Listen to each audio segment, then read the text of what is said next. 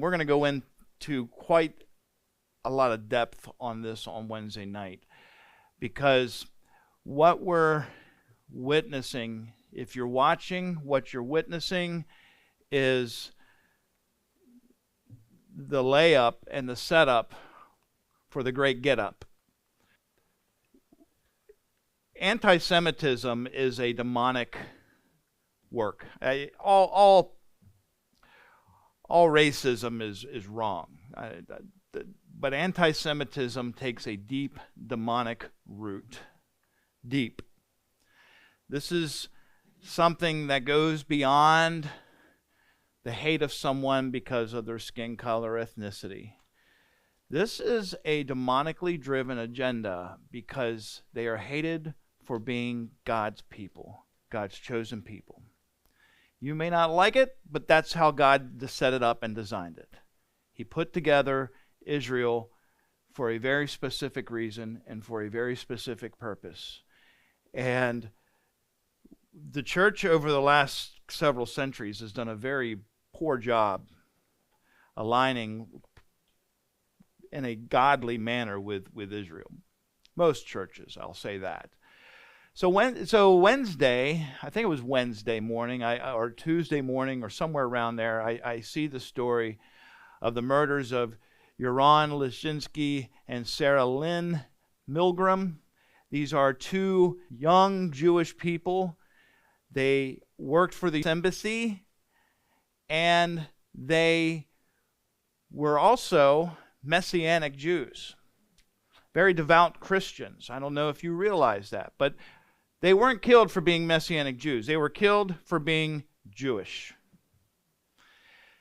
If you talk to a Messianic Jew, they don't distinguish themselves from Jew or Christian. They see themselves as continuing and fulfilling what God had originally intended for them to be as Jews. They don't stop being Jewish because they proclaim Jesus as Messiah. They're fulfilling what God intended for them to do. You understand that? They're a remnant. They're chosen by God as a remnant, and there is going to come a day when God is going to lift the veil off of the Jewish eyes. There are in Romans 11, and I just finished up a very thorough article with Shalom and Messiah Ministries that's going to be going on his blog site. So keep an eye out for it if you want to understand the Jewishness of who we are. You may not be Jewish. Most of us in here are Gentile. And in Christ there is no Jew and Gentile. But in the kingdom, there's a difference. You got to understand this. But there's a powerful intersection between the Jewish and Christian communities. And since the horrors of October 7th, 2023, anti-Semitism has surged with alarming boldness. Put it this way. Anti-Semitism is at levels just prior to World War II. They haven't seen this level of anti-Semitism and attacks against the Jewish people since right before Kristallnacht. This is where we're at in a world. Not a small country in Europe, but now worldwide. And let's not forget, the church was born in Jerusalem. Not Rome, not Washington, D.C., in Jerusalem. And there were Jewish pastors. The first pastors were Jewish pastors. And so, just a few days ago, right here in our capital, a man who is not Islamic,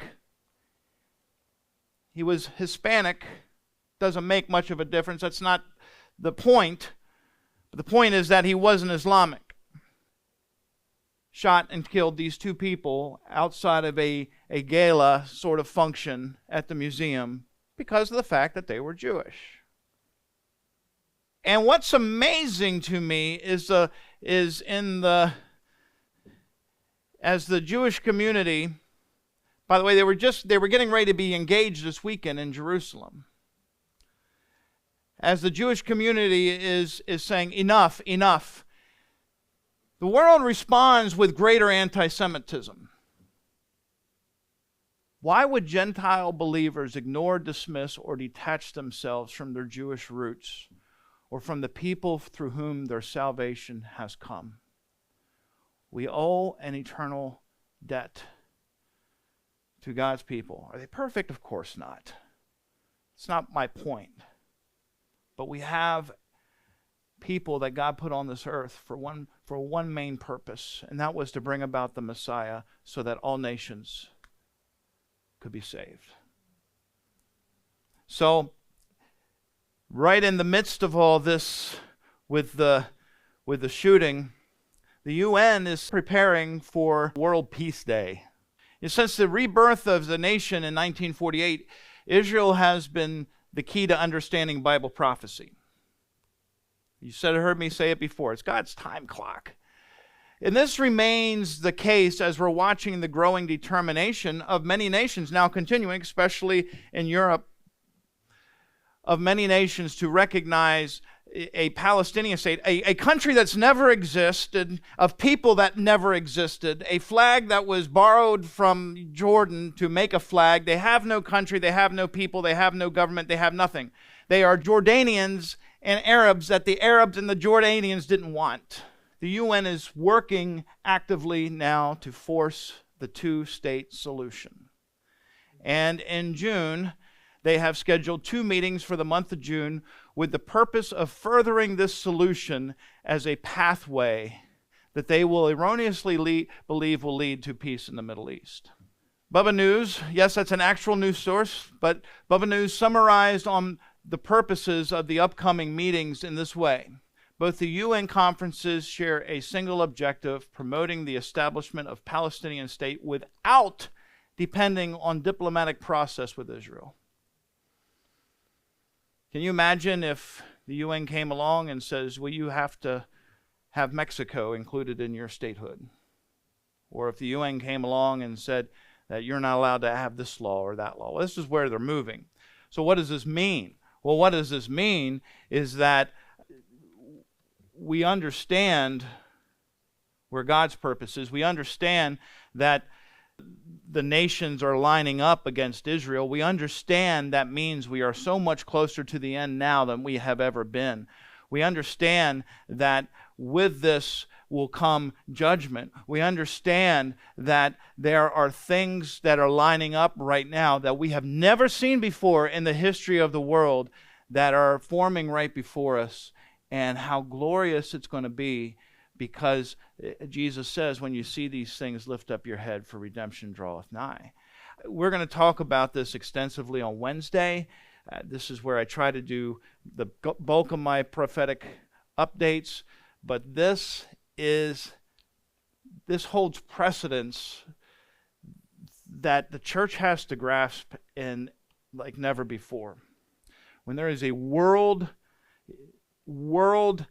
declaration forcing Israel to give up their sovereignty for the land of the terrorist groups that want to decimate them, you can be sure that something is about to happen. It's going to happen. So, exciting times, but also dangerous times. Joel said, for behold, this is leading to the fulfillment of Joel, who's talking about the end times. In those days, what is he talking about? The days of Jacob's trouble. And at that time, when I restore the fortunes of Judah and Jerusalem, I will gather the nations and bring them down to the valley of Jehoshaphat, and I will enter into judgment with them there on behalf of my people and my heritage Israel, because they have scattered them among the nations and have divided up my land. Remember whose land it is. Remember whose land it is. It's God's land. He says it right there. They have divided up. They have willfully opposed what God has decreed. So, watch. That's what I'm telling you, friends. Watch. What a day. What an amazing day. But the church today must be supportive of Israel.